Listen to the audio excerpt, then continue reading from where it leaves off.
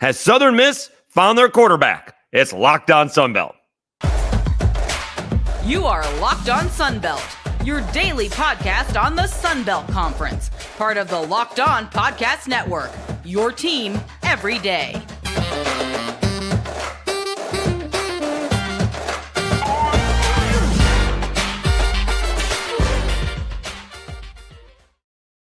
All right, welcome back to another edition of Locked On Sunbelt, your team every day. Today's episode brought to you by Jase Medical.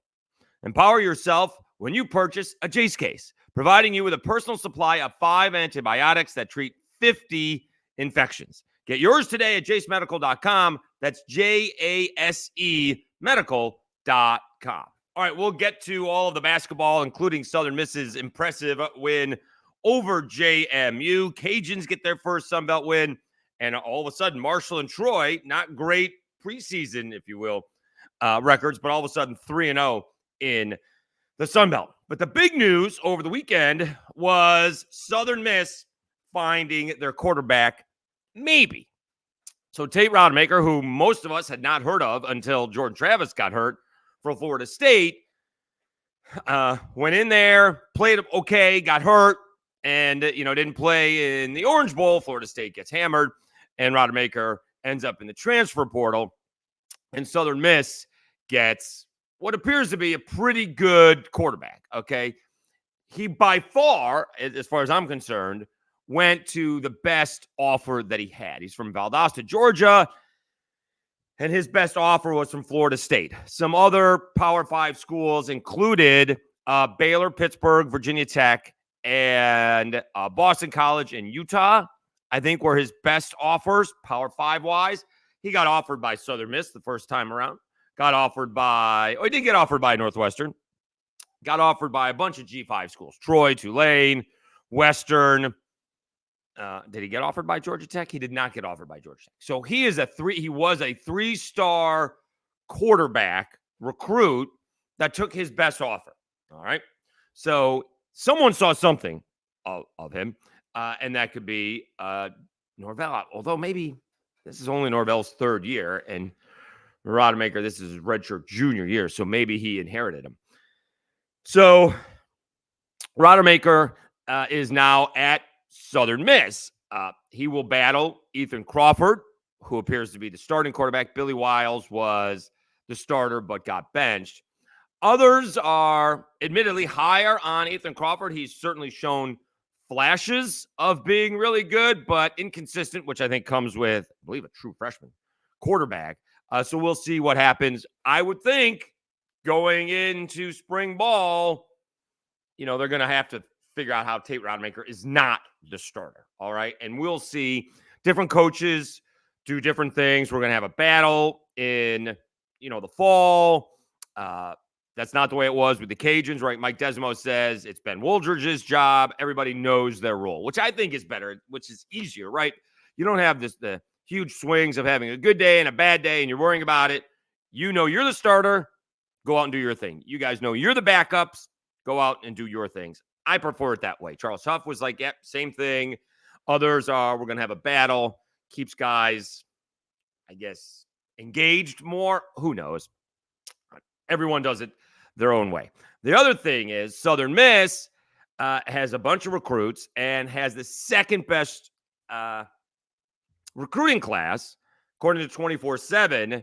And we still have about a month before the final signing day. I don't know how we're doing it, right? It's actually the signing day compared to early signing day. Here's the thing that people can't conflate, though. And here's the issue for Will Hall. So in 2021, Texas A&M, I looked this up and I got to confirm it because it may have been 22. 22. I was right. Okay. So in 2022, Texas A&M had the best recruiting class in the nation, and that's when Nick Saban accused Jimbo Fisher of buying his class. By the way, Saban finished second at Alabama that year. All right. And the problem is when you was like, well, Jimbo's got to do it now. He's got the best recruiting class in America. Well, those guys are all freshmen. And by the way, a lot of them transferred out already, right? He got too many guys playing the same position. But people conflate, he got the best recruiting class. And now, when does that translate into winning a national championship or at least competing for one? And it takes a couple of years. Now, it doesn't take nearly as long as it used to. On other podcasts, I've mentioned, it used to be back in my day, right? When, back in the 80s and the 90s, if freshmen played, they were special, right? We remember Herschel Walker because he was special. There are the exceptions. Manziel and Winston both winning Heisman trophies as a, redshirt freshman. All right. That's the exception to the rule, right? Usually you redshirted, didn't play at all, got bigger and stronger, and then played a little bit your redshirt freshman year and probably contributed your redshirt sophomore year. So you've been on campus 3 years. That's why I always never got all that enthused about recruiting, because why are we talking about a high school kid that's not going to, contribute to your team for 3 seasons? That's obviously not the way things work anymore. If you're not contributing by the time you're a sophomore, your second year on campus, something's wrong. All right. Usually you're going to transfer out. And this is where Will Hall finds himself kind of in a tough spot. He's got to have a good year this year, right? We're fighting for the Fighting Will Halls. Okay. He survived what was not a great season by any stretch. They played better down the stretch. They had a big win against the Cajuns. But this was a year with the schedule that they had, with Florida State and Tulane on the schedule, although Tulane was in Hattiesburg.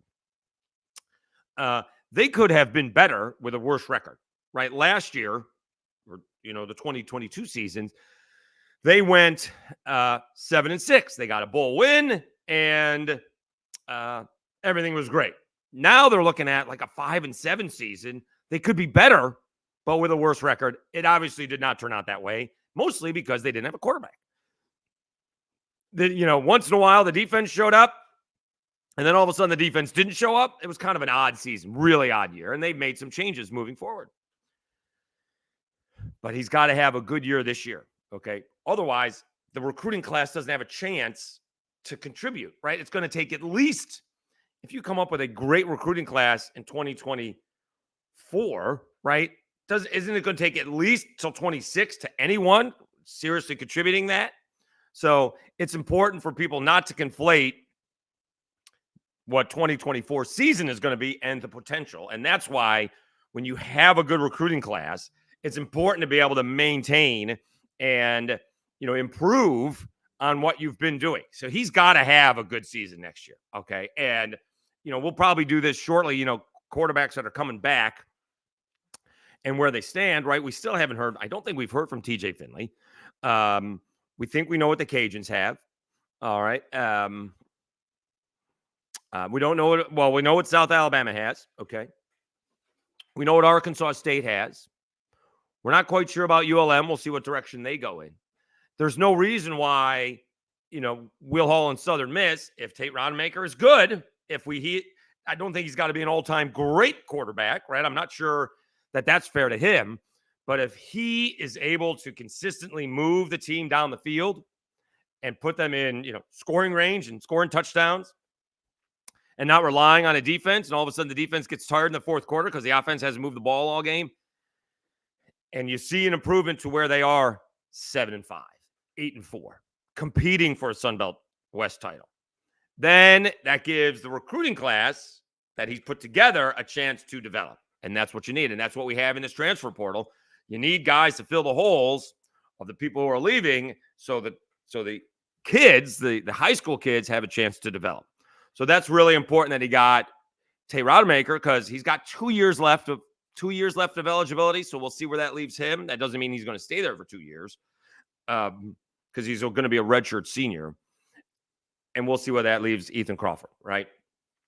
So it'll be interesting. I think the big news is that they got a quarterback, and see if they can, compete in the West. There's no reason they shouldn't be able to compete in the West if Rodemaker is who we think he is going to be. All right, let's take a timeout. Huge weekend in Sun Belt basketball.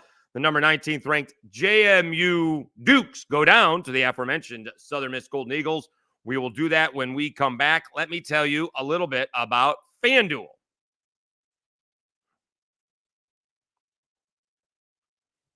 The NFL regular season has wrapped up, but there's still plenty of time to get in on the action with FanDuel, America's number one sportsbook.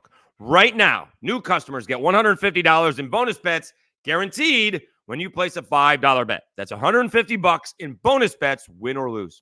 The app is so easy to use, and there's so many different ways to bet, like live same-game parlays.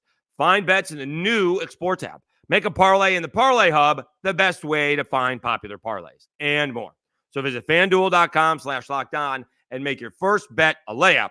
FanDuel, official partner of the NFL.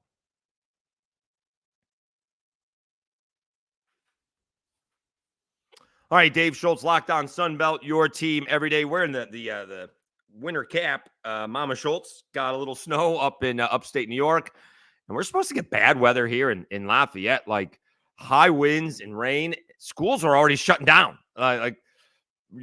Kids are going to school half a day here so kids can get home safely before the weather hits later in the afternoon, which is probably the appropriate action, but a little bit odd when you see it coming. All right, so big weekend in Sunbelt hoops, and specifically, as we mentioned, for Southern Miss. It was, and I've said this before, it's really hard to win on the road. In college sports, all college sports. When you win on the road, I don't care if you're a top team or a bottom team, really hard to win on the road. So when Southern Miss lost to Georgia Southern last weekend, although embarrassingly by 21, you take it with a grain of salt. All right. Not great, but a loss on the road is a loss on the road. And then they started to turn things around. They got a nice win against Georgia State, who is much improved from last season, despite what their record may be. And then they're taking on JMU. JMU struggled against what I would think is about an average Cajuns team. I think they're going to finish in the middle of the Sun Belt. Have a chance to do some damage in the tournament, but I don't think they're going to compete for a championship this year. They struggled shooting less than 42%. If you round it down, they shot 41% from the floor, 23% from three. They even shot, 63% from the free throw line. If the Cajuns make a couple of more free throws, that would have been closer. And so James Madison, again, a tough win on the road against the Cajuns. They have to do it again on Saturday against Southern Miss, and they didn't. JMU, again, cold from the floor, 40% from the floor, 11%, 12% from three. They went 2 of 17 from three, and about 70%, 13 and 19 from the floor. So JMU's had a couple of tough shooting days. And of course, when you're 19th ranked and you're undefeated, the teams get up for it. The crowds get up for it. They said it was a great crowd for the Cajuns. A little bit disappointing on my end, but the Cajuns crowd got into it. Absolutely helped them get back into the ball game when they found themselves down by 11, got within one. And the Southern Miss crowd, despite the students not being there, same for the Cajuns, that they got into it. And whether it affected James Madison or not, they never had a lead after, I thought it was the 15-minute mark. Let's see here. Their last lead was, I'm pretty sure, at the 6-4, 16-minute mark. Let me see here. 9-6, 9. Yeah, no, it was the 16-minute mark. Unless they took the lead.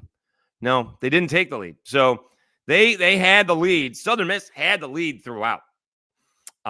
Methodically building it. Had a nice lead at half. 9 points at half. And it got up to a 15-point lead early in the second half. And I think this is where the game changed. JMU, so they get a 15-point lead. Southern Miss does. JMU scores twice in a row, and Southern Miss missed at one possession. They missed on one possession. So now a 15-point lead is down to 11. Jay Ladner calls time. Now the run sort of continued, but JMU ended up running out of gas. They got as close as 4, but I think the timeout settled Southern Miss down. It's a real interesting ball game by Andre Curbelo. He is not, he's a high volume shooter with not the most efficient shot. All right. He had a triple-double, I believe, in the game on Thursday against Georgia State, but he was like 5 for 21. In this ball game, he's 5 for 15. Yet, he's still handing out 9 assists. So he had 15 points and 9 assists. Overall, that's pretty good, although the shooting from 3 and the 5 for 15, you'd like to improve. And then after the ball game, Jay Ladner was like, look, we just got Curbelo back, and that's going to take some time to figure out moving forward. All right. Victor Hart had a big ball game, 16 points, 7 rebounds. It should be pointed out, Cajuns fans saw JMU players getting chippy. And it also should be mentioned, I want to reiterate, that the JMU player that got chippy with the Cajuns was one that didn't play. It's always a player that didn't play, right? He was in street clothes and he got chippy in the line. You know, it's awfully tough to get chesty when you're not the one playing, okay? And in the Southern Miss ball game, if you watch it, and I don't have a dog in the fight, so to speak, but if you watch it, Victor Hart, for some strange reason, gave TJ Bickerstaff an elbow in the back of the head on a free throw, nonetheless. And then others started defending TJ Bickerstaff. All of a sudden, Hart takes a forearm shiver, and that's when it sort of, the refs tried to settle it down. I think TJ Bickerstaff was given a technical foul for no apparent reason, but that's what happened. Victor Hart, who eventually got ejected for all of this, he gave Bickerstaff a shot to the back of the head. So it wasn't JMU starting it; it was Victor Hart, and eventually he got tossed out of the ball game. Austin Crowley also, only in 24 minutes, he had 15 points. Terrence Edwards, he had 15, leading the way for the Dukes. But a big win for Southern Miss, and like a little bit more enthusiasm for Jay Ladner. I understand, even keel and everything like that. You don't want to get too high, get too low, but I mean, beating an undefeated team at home when you have not had the best of all, pre-conference seasons, and you're working your point guard back in, is nice. But, he thinks they have a championship squad. I appreciate that. But again, it would be, have a little enthusiasm, like that was fun. And he's just like, yeah, we kind of knew. Yeah, it's kind of just even keel. All right. But a big win, and nothing for JMU to be ashamed of. Again, they got down by 15 and got it to 4 a couple of times. Winning on the road is hard. And again, when you're the 19th ranked team and you are undefeated, everyone is gunning for you. So I wouldn't worry about it if I am JMU. We'll see if Southern Miss can take it to the next level. All right, we'll come back. We'll recap the rest of Saturday's action. Arkansas State with a big win. Marshall and Troy have now started 3-0. Let me tell you a little bit about Jase Medical.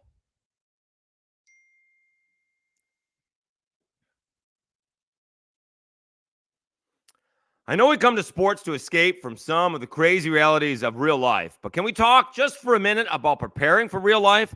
According to the FDA, pharmacies are running out of antibiotics like amoxicillin right in the middle of the worst flu season in over a decade, and this is scary. Amoxicillin. All right, we'll try to get that right. I can't imagine a more helpless feeling that if one of my family members or one of my kids got sick, don't have any kids, but if my mom or brothers got sick while a supply chain issue kept them from the life-saving medication they needed. Thankfully, we'll be okay because of Jase Medical.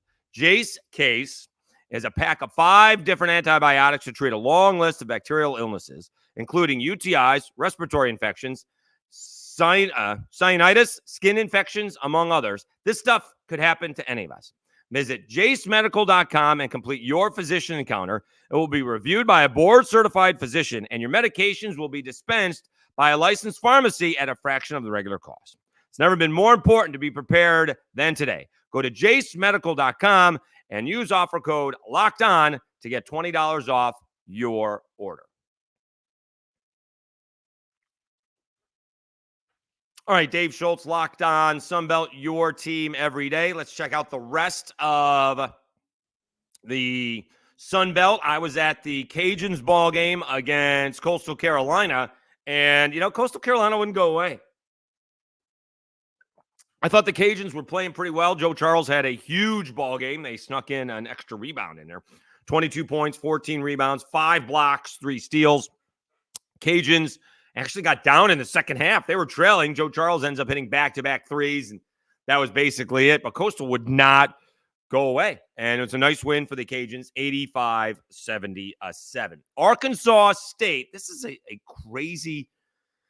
They beat Old Dominion 90-75, but they had never scored. Did we go over that? They had never scored 100 in their history in the Sun Belt in regulation ever. And they did that a couple of games ago.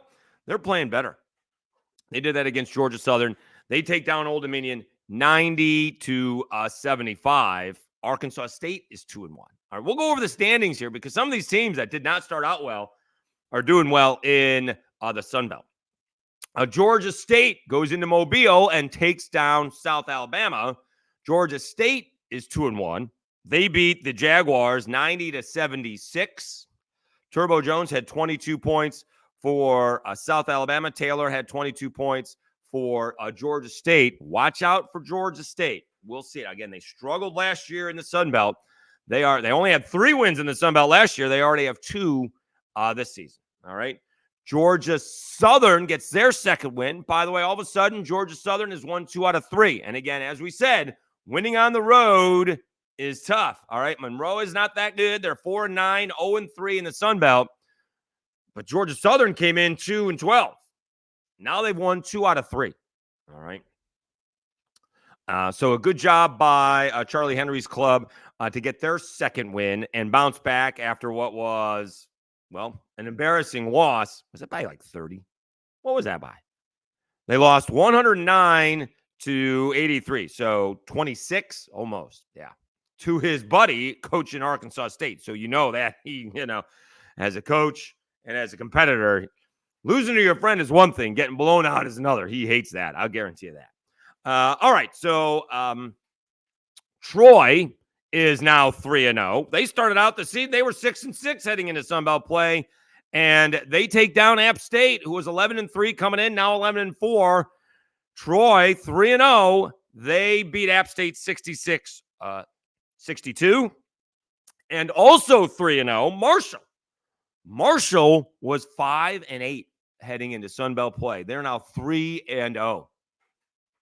A lot of that in a one-bid league. Your pre-conference schedule doesn't mean a whole lot. Marshall drops Texas State, who's 0-3, by the way, 79-75. So let's see if we can check out these standings real quick. So Troy and Marshall, 3-0. All right. James Madison, App State, Southern Miss, Georgia State, Arkansas State, Georgia Southern, 2-1. All right. So you got James Madison and App State, probably the 2 best teams in the conference, 14-1 and 11-4, respectively. Southern Miss 2-1. They had a losing record, or actually, I guess they were 500. They were 6-6. All right, but now they're 2-1 in the Sun Belt. Georgia State, they did have a losing record. They were 5-6 before the Sun Belt. They're 2-1. Arkansas State was 4-8 before Sun Belt play. They're 2-1, and Georgia Southern was 0-12 before Sun Belt, and they're now 2-1. All right. Cajuns 1-2, South Alabama 1-2, Coastal Carolina 1-2, Texas State 0-3, Monroe 0-3, and Old Dominion 0-3. The bottom of the Sun Belt, not that great. Coastal Carolina 4-10, Texas State 6-9, Monroe 4-9, and Old Dominion 4-11. Old Dominion, obviously, without Jeff Jones as he recuperates from his heart issues. We're wishing him all the best. It'll be interesting to see where Georgia Southern ends up. All right. No one's going to care about the 0-12 start to the season if they get a good seed in the tournament and they're playing well. So things can change. I wouldn't say necessarily quickly because it'll take a couple of months, but you can end up having a really good season by the end of the year. What happens if they get to the Sun Belt semifinals because they got a good seed? Yeah, it'll be interesting to see how that works out. Okay, we will, we got to do the quarterback. I got to figure out who the quarterbacks are heading in there. So we'll sort of rank quarterbacks this week. We'll also, of course, preview Sun Belt play. Cajuns, I think, are gone for like a couple of weeks, so we won't get any local basketball here for a couple of weeks. So we will do it from afar, as they say. Thanks for tuning in. We are ever approaching 1,100 subscribers, so that is fantastic. Really appreciate everybody subscribing. Don't forget to subscribe if you haven't yet. The YouTube page, I can see all of the returning people watching, and that's fantastic. But we have a lot of new followers, so if you would subscribe, it would be a big help, and we will get to 1,100, 1,200 very, very quickly. So again, thanks so much for tuning in. I'm your host, Dave Schultz, and you've been watching and listening to Locked On Sunbelt, your team every day.